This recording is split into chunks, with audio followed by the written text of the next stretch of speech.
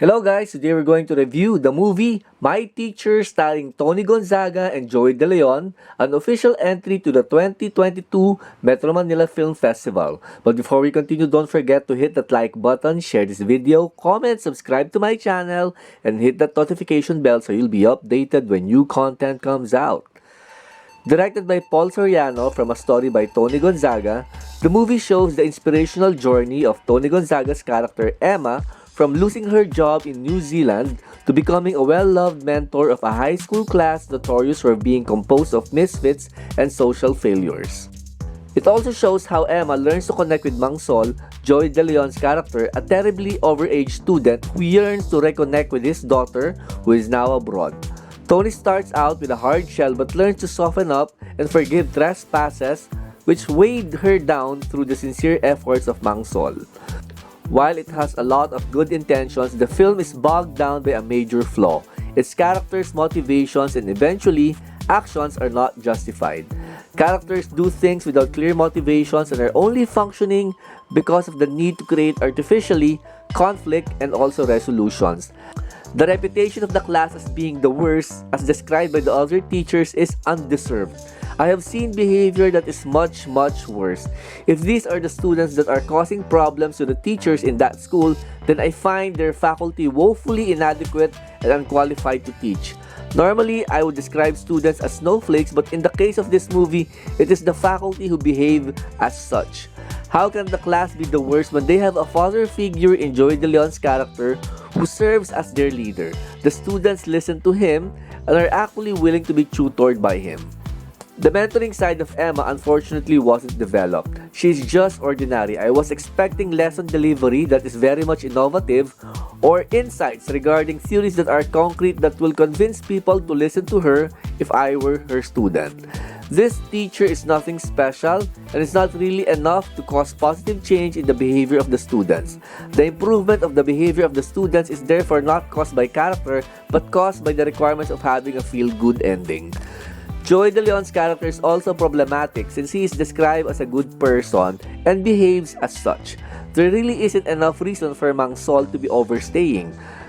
Joey's character is actually very intelligent and well-mannered. He's just there to highlight those viral stories about old people graduating from high school or elementary. He's just an advocacy given life and not really a round character. His character's lack of English skills is not supported by what he exhibited in the film. Mang Sol is actually linguistically gifted and this is manifested by his jokes. His jokes actually rely on linguistic inclination that only a person who has a firm grasp of linguistic nuances can have.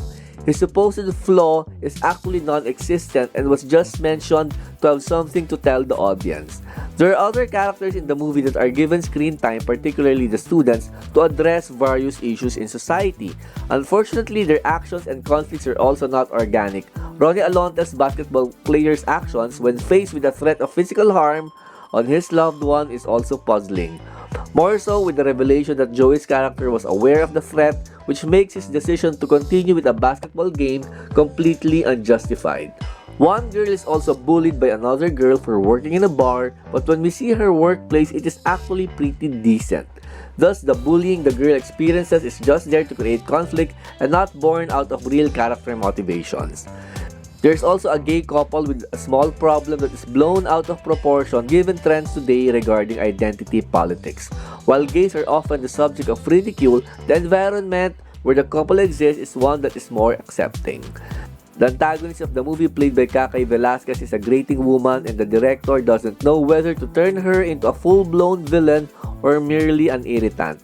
That is why when the movie ends, the fate of Kakay's character doesn't give full satisfaction to the audience.